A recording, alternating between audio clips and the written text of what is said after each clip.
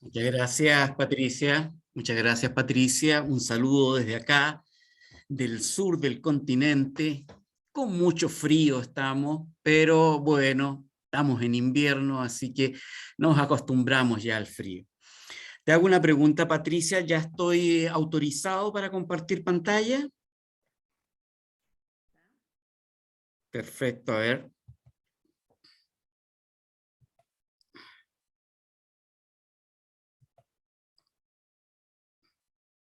Ok. Bueno, a ver, hace más de 20 años que me dedico a este tema de la resiliencia, ¿ya? Algunos de ustedes me habrán escuchado en otra oportunidad, espero no ser repetitivo, pero siento yo que el concepto de resiliencia vale la pena hacer algunas precisiones conceptuales, ya que se está ocupando el término de resiliencia en muchos contextos, en muchos ámbitos, y a veces no con la precisión necesaria.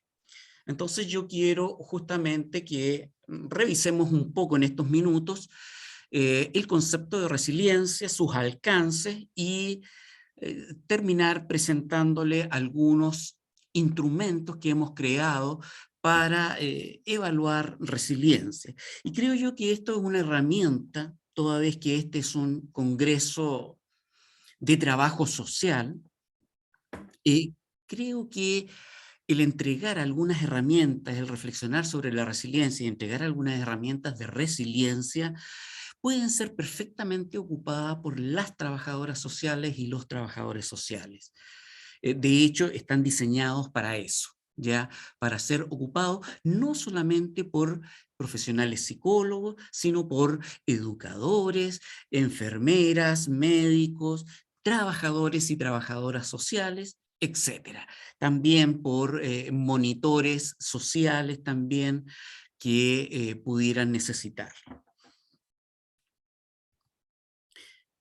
A ver, entonces vamos a ver qué es lo que es la resiliencia, ¿cierto?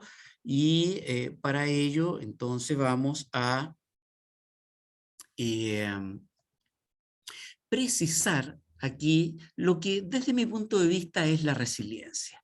La resiliencia la vamos a entender como una capacidad que tienen todos los seres humanos, todos, para enfrentar una adversidad, un obstáculo, para salir adelante, ¿cierto? Superar ese obstáculo y salir fortalecido a partir de esa adversidad, ¿ya? Entonces, aquí el centro de este enfoque de la resiliencia es que nos vamos a fijar más en los recursos de las personas que en los déficits. Por mucho tiempo nos hemos dedicado en las ciencias sociales, en las ciencias de la educación, a ver qué es lo que es lo malo en las personas, qué es lo que es lo defectuoso, qué es lo que son los déficits de las personas. Pero la resiliencia nos llama a ver cuáles son las fortalezas, cuáles son entonces los recursos de las personas. Bueno, y aquí tenemos ahí en pantalla, ¿cierto? Algunas de las definiciones de resiliencia que tienen distintos énfasis. Por ejemplo, Michael Ratter dice la resiliencia entendida como un fenómeno que manifiestan sujetos que evolucionan favorablemente a pesar de haber sufrido alguna forma de estrés o riesgo grave en su historia, ¿cierto? Evolucionan favorablemente. También Goodyear, hay resiliencia, dice, cuando un niño muestra acciones moderadas y aceptables si el ambiente le somete a estímulos considerados nocivos. Pareciera ser que una adversidad, un estímulo nocivo siempre está presente cuando presentamos o no una conducta resiliente. Stefan Van Stendhal dice, la resiliencia es la capacidad de tener éxito de modo aceptable para la sociedad. a pesar del estrés o de una adversidad que implica un grave riesgo de resultado negativo. ¿Ya? Manzó dice resiliar, fíjense, lo ocupa como verbo, ¿ya? La verdad que no existe este verbo, pero él lo ocupa como verbo y dice resiliar es recuperarse, ir hacia adelante luego de una enfermedad, trauma o estrés, es vencer estas pruebas y crisis de la vida, resistiéndolas, superándolas para seguir viviendo lo mejor posible.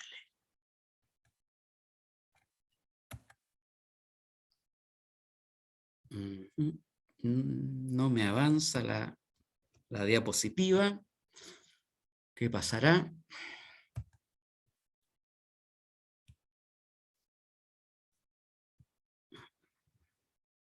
A ver.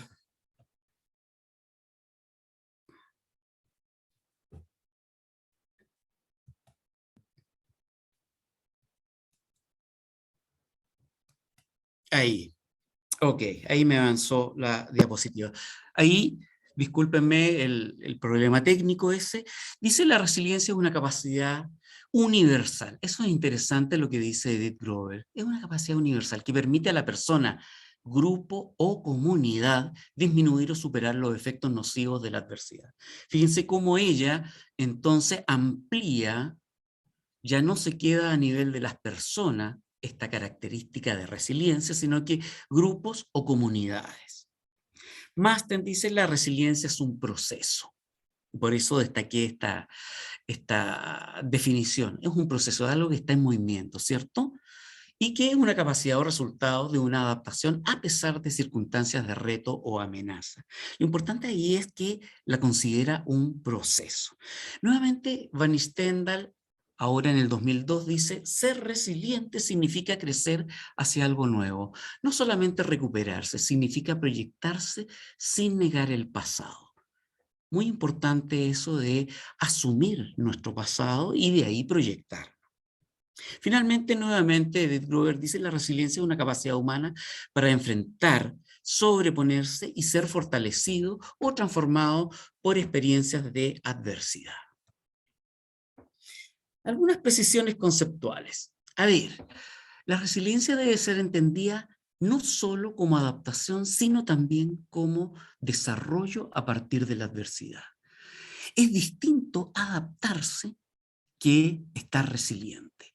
Adaptarse sencillamente puede ser sobrevivir a una situación, pero resiliencia implica proyectarse desde la adversidad, sacar algo bueno desde la adversidad, construir desde la adversidad. Esa es la primera precisión. La resiliencia también no es un estado permanente. No es que seamos resilientes o no, sino que estamos resilientes o no. ¿Ya? Es distinto el ser y estar. Tenemos esta riqueza en el español que es distinto la condición de estar y de ser. Ser sería una condición intrínseca, ¿ya? Y bueno, si somos o no somos resilientes, sería que nacemos con esa condición o no nacemos con esa condición. Estar resiliente implica que yo puedo educar en resiliencia, puedo fomentar la resiliencia, ¿ya? Y es un estado. La tercera idea dice, estar resiliente no significa una total invulnerabilidad.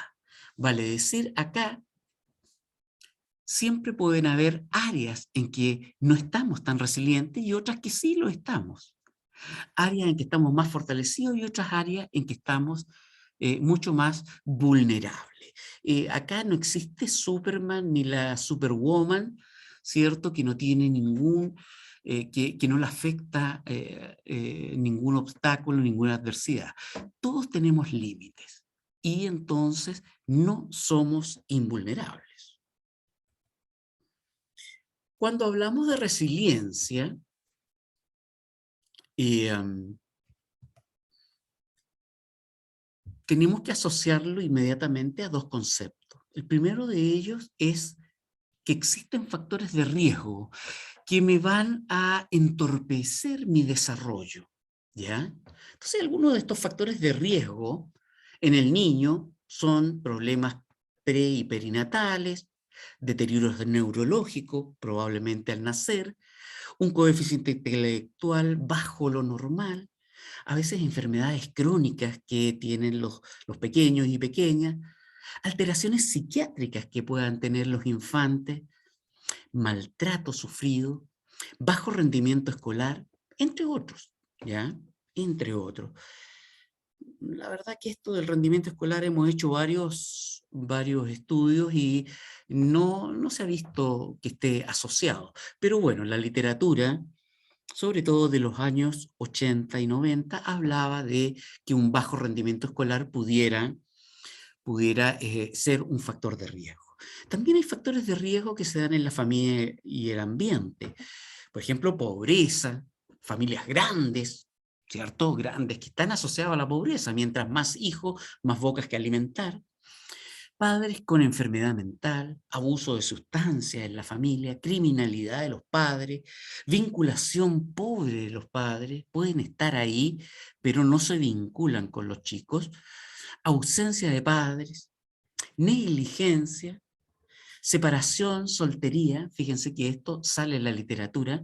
Nosotros hicimos una investigación donde comparamos distintos tipos de familia y habían padres separados, madres solteras, y no encontramos ninguna diferencia. Podrían, podrían desarrollar perfectamente resiliencia chicos que provenían de familias uniparentales o chicos que provenían de padres separados, y no había ninguna diferencia. Sí, donde encontramos diferencia es si existe una relación negativa en la familia o si hay inestabilidad en la familia. Familias que cambian de domicilio, de lugar de residencia muy seguido, eso genera inestabilidad y es un factor de riesgo. Así como hay factores de riesgo, también hay factores protectores, ¿cierto? Y estos son bien conocidos. Por ejemplo, un temperamento tranquilo en el niño al nacer, que demuestran desde muy pequeño autonomía, que tengan expectativas de futuro, que piensen en su futuro desde pequeños. ¿Ah? El sentido del humor, que vean con humor eh, su vida, con alegría su vida. Sentido del humor no es burlarse del otro. ¿Ah? Eso no es sentido del humor. Sentido del humor es ver un poco la comedia en nuestros problemas también. La empatía, competencias percibidas, vale decir, percibirse competente, percibirse bueno en alguna área. Un coeficiente intelectual sobre 100, habilidad en la solución de problemas, entre otros. La familia y el ambiente también tienen factores protectores, apego seguro, relaciones cálidas de la familia, disciplina consistente, eso que los padres se ponen de acuerdo, ¿cierto? Hijos confirmados por sus padres, hijos tomados en cuenta por sus padres, presencia de figuras de referencia fuera de la familia. Ya es importante, a veces una vecina, un vecino pasa a ser una figura de referencia. Apoyo de la escuela, apoyo laboral, que los niños perciban que sus padres están seguros en el trabajo, ¿ya? Y que el trabajo va a apoyar a la familia. Apoyo de la iglesia, de cualquier iglesia, no estoy diciendo que sea católica, protestante u otra, sino que se ha visto que es un factor protector que la iglesia o un cierto grupo religioso te apoye. Las redes también, las redes formales y redes informales, entre otras.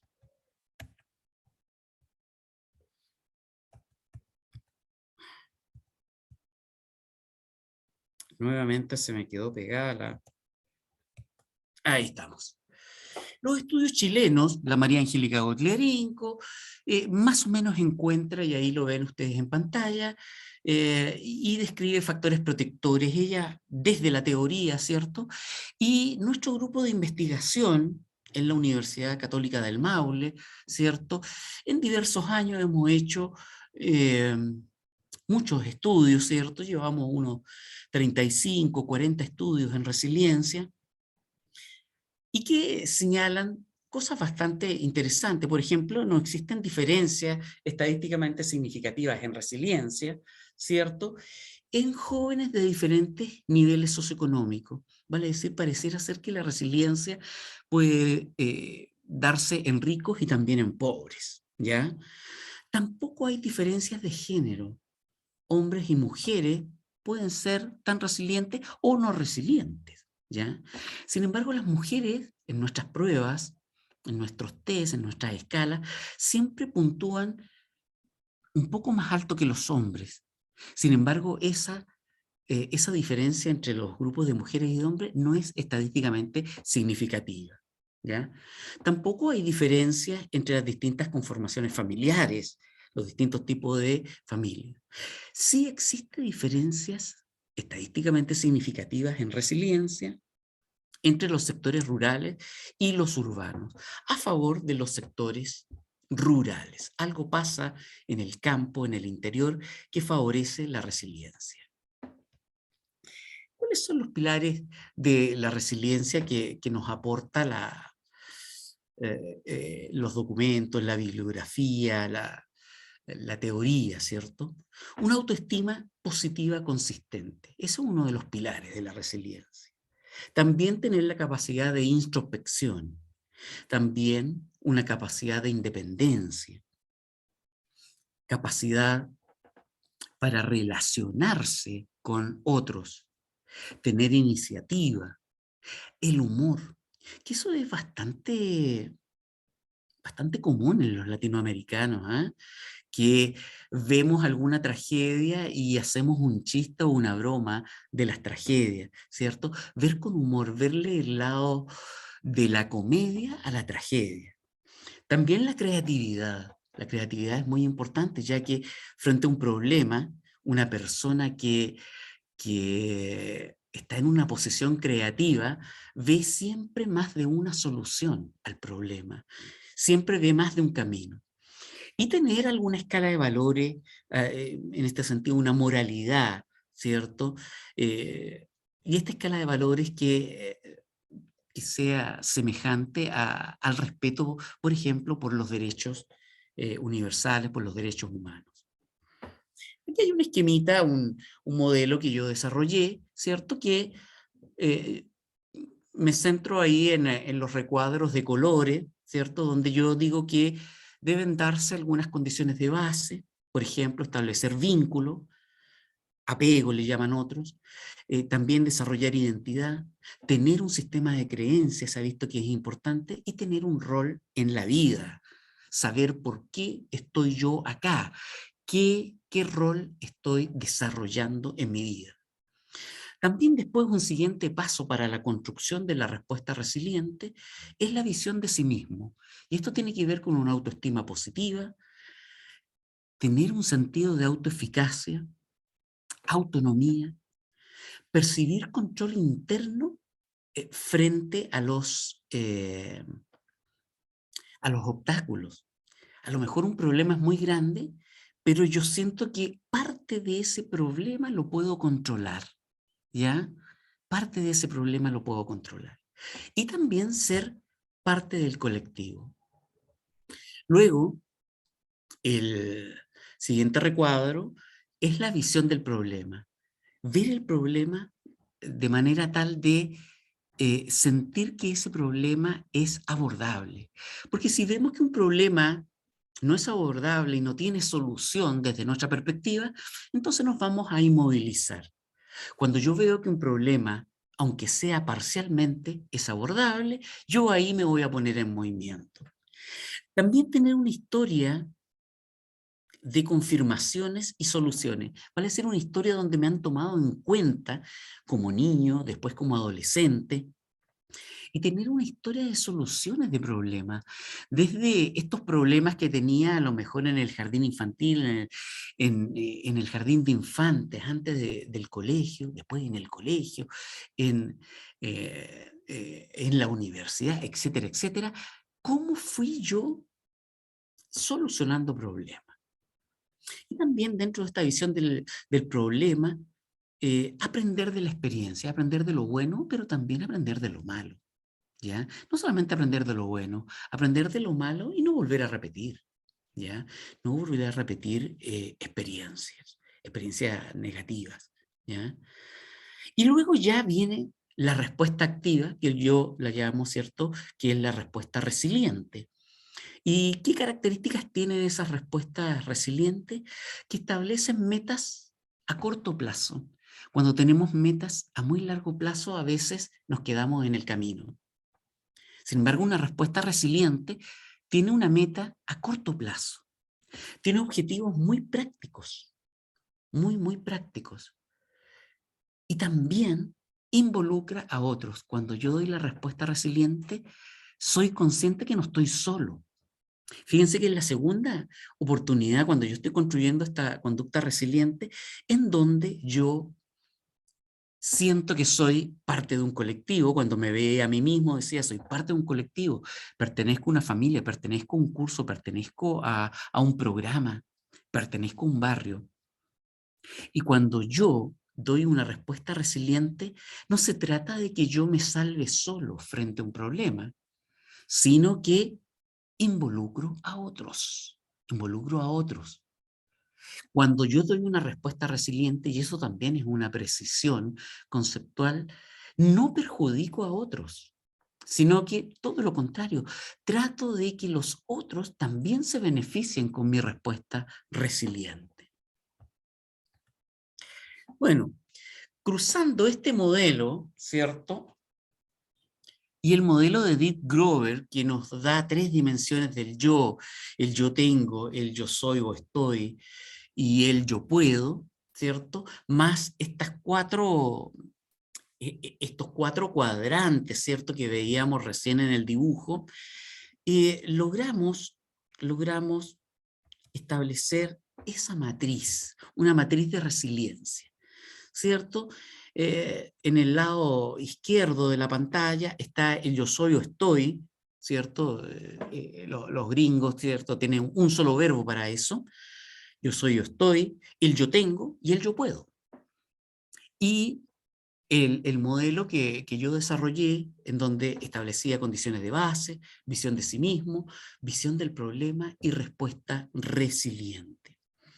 Entonces es ahí donde, al cruzar estos 2 modelos, fueron apareciendo algunas dimensiones que le pusimos algún nombre de fantasía que respondía más bien a este cruce de estas variables o de estas visiones teóricas, ¿cierto? De estas 2 visiones teóricas.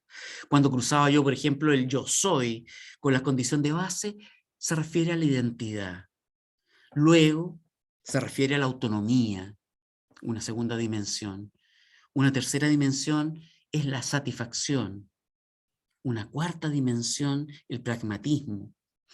Todas estas dimensiones son, en el fondo, los ingredientes, las características que debiera tener una respuesta resiliente, ¿ya? Entonces tiene que ver con la identidad nuestra, tiene que ver con la autonomía, con la satisfacción, pragmatismo, después vínculos afectivos, ¿cierto? Ahí va todo lo de los vínculos de base, el apego, las redes que yo logro construir, los modelos que tengo disponibles, la dimensión 8, las metas que yo me establezco. Luego, la afectividad, donde también ahí entra el humor, el sentido de la alegría con que yo veo mi vida. Después la dimensión D es la autoeficacia, sentirme que soy capaz de resolver un problema, o aunque sea parte del problema, resolverlo. La dimensión 11, que es el aprendizaje, decíamos, aprender de lo bueno, aprender también de lo malo. Y la generatividad, que es crear respuestas. Generatividad significa hacer nacer. Eso significa etimológicamente generatividad. ¿Y qué es lo que hacemos nacer? Hacemos nacer respuestas frente a un problema. Estas 12 dimensiones son la base para crear una serie de instrumentos que nosotros hemos desarrollado acá en la universidad, en mi universidad. Y a modo de definiciones operacionales o que nos sirven para la interpretación, cuando nosotros pasamos una escala de resiliencia, estas 12 dimensiones las hemos definido, ¿cierto? Y nos sirven estas definiciones operacionales como una guía básica para interpretar. Entonces, por ejemplo, la identidad la definimos nosotros para estos efectos como una autodefinición básica, autoconcepto relativamente estable en el tiempo, una caracterización personal. A eso nos referimos con la identidad. Es muy concreto, ¿ya? Es operacional. De la identidad se han escrito miles de libros, ¿ya? Eh, y que han estudiado su definición. Nosotros hacemos una operacionalización solamente de esto que llamamos identidad. La segunda dimensión era la autonomía, ligada con la autoestima, que es el sentimiento de competencia frente a los problemas, buena imagen de sí mismo, independencia al actuar y control interno. Yo decía adelante, a veces los problemas nos parecen, y a veces son así, bastante grandes, ¿ya? Pero si yo tengo la percepción de que ese problema que es tan grande, puedo abordarlo, aunque sea de una manera pequeñita, en un borde del problema, ¿ya? Va a ayudar a que yo dé una respuesta resiliente. Por ejemplo, ¿a qué me refiero? La pobreza es una adversidad tremenda, ¿ya? Entonces, yo no voy a vencer la pobreza yo solo. La pobreza es un problema estructural de la sociedad, ¿cierto? Y como lo decía el compañero anterior, los modelos económicos, hay modelos económicos que generan más desigualdades y por lo tanto generan más pobreza, ¿ya? Yo no voy a vencer al modelo económico, pero sí puedo a lo mejor enfrentar mi día a día vendiendo algo. Acá nosotros en Chile vendemos algunas tortillas, ¿ya? Y la gente sale de su casa y afuera de su casa pone una mesita y donde va haciendo unas tortillas fritas en aceite. Nosotros le llamamos sopaipillas acá. Eh, y esas tortillas las venden. Y con eso hacen algunas monedas que les sirve para enfrentar su pobreza cotidiana. Claramente no van a vencer la pobreza con eso, pero sí les permite un mejor vivir en ese momento, ¿ya? Y ahí tiene entonces el control interno de ese problema. Controla esa partecita de su subsistencia, ¿ya? La dimensión 3 es la satisfacción, que es la percepción de logro, tiene que ver con la autovaloración, la adaptación efectiva a las condiciones ambientales, la percepción de desarrollo, ¿ya? Eh, es el sentirse bien consigo mismo también, ¿eh? Es el valorarse. La dimensión 4 tiene que ver con el pragmatismo, un sentido práctico para evaluar y enfrentar los problemas. Es una orientación hacia la acción. ¿Ah? Tener un sentido práctico para mirar los problemas. Como decía yo, todas estas dimensiones, estas cuatro primeras, nosotros las evaluamos, las medimos a través de algunos instrumentos. La dimensión 5 tiene que ver con los vínculos. Son condiciones estructurales que sirven de base para la formación de la personalidad. Tienen que ver, y dependiendo de los autores esto, tienen que ver con las relaciones vinculares, si es que uno sigue a Vittorio Guidano, si sigue a Bowlby, vamos a hablar de apego. Y también en los vínculos, no solamente son los vínculos con otras personas, sino que también tener un sistema de creencias, que puede ser un vínculo con un ser superior o puede ser un vínculo con un sistema ideológico. También eso genera resiliencia. La dimensión 6 tiene que ver con las redes. ¿cierto? El desarrollar redes, que son condiciones sociales y familiares que constituyen un apoyo para el sujeto, ¿ya? Son un sistema de apoyo y de referencia cercanos y disponibles. No solamente cercanos físicamente, ¿eh? Yo puedo estar cerca del municipio que me ofrece muchas ayudas sociales, pero no sé cómo hacer los trámites, no sé cómo acercarme al municipio, no sé con quién hablar, por lo tanto no están disponibles. ¿Mm? Entonces, bueno, hemos visto con varios estudios que el tener redes hace a las personas construir más respuesta resiliente. Hicimos un par de investigaciones con adultos mayores, personas de más de 65, 70 años, hasta los 85, y evaluamos a esas personas y comparamos a aquellos adultos mayores que tenían una relación con otros que pertenecían, acá en Chile los llamamos clubes de adultos mayores, que están insertos en todos los barrios, siempre en cada barrio hay un club de adulto mayor, donde existen estos adultos mayores y se relacionan y juegan y comparten y conversan y bailan entre ellos, ¿ya?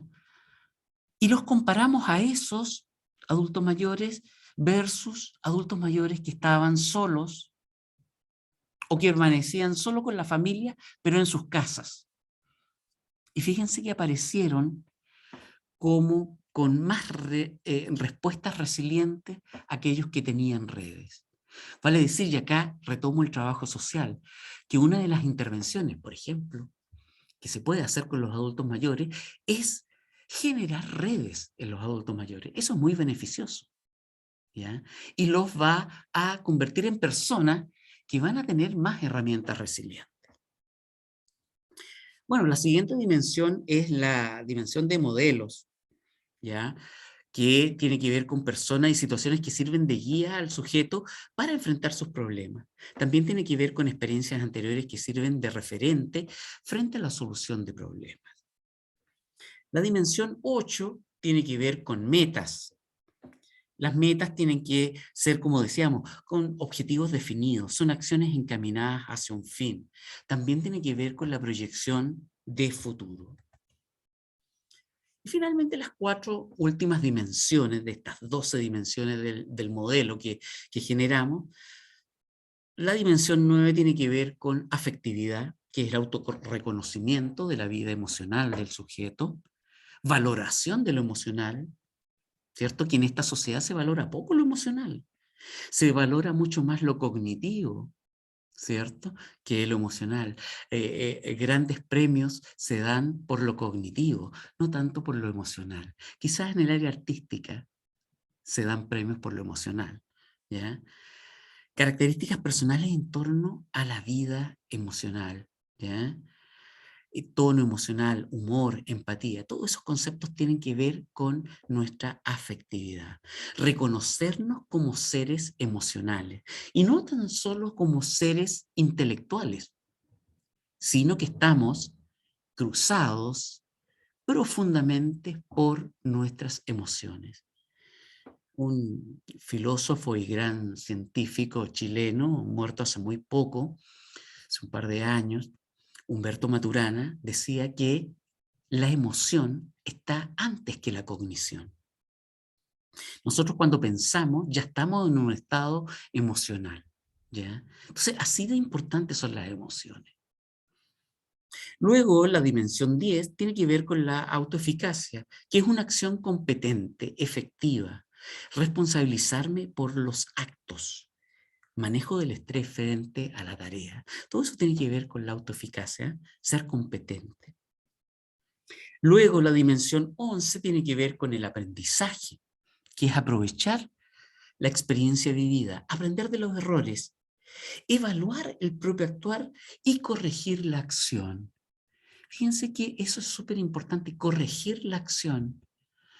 Yo me puedo equivocar y puedo pedir disculpas por mi equivocación, por mi error, Pero esa disculpa no va a valer nada si yo no cambio la acción, si no corrijo la acción. Por ejemplo, yo puedo agredir a alguien y le puedo pedir 1000 disculpas. Y al día siguiente o al tiempo después, nuevamente lo agredo. Y nuevamente le pido disculpas. Un poco como es el círculo de la violencia intrafamiliar, ¿cierto? En que el agresor le pide disculpas a la persona agredida, generalmente a la mujer, es la agredida. La mujer, entre comillas, lo perdona, hay un tiempo como de luna de miel, ¿cierto?, de reconciliación, y luego vuelve a golpearla. Entonces, eso no es aprendizaje. Esa persona no ha aprendido nada, porque no ha corregido su acción. Finalmente, la dimensión 12 es la generatividad, que es la capacidad de crear respuestas alternativas frente a los problemas. Es construir respuestas, es planificar la acción. ¿Ya?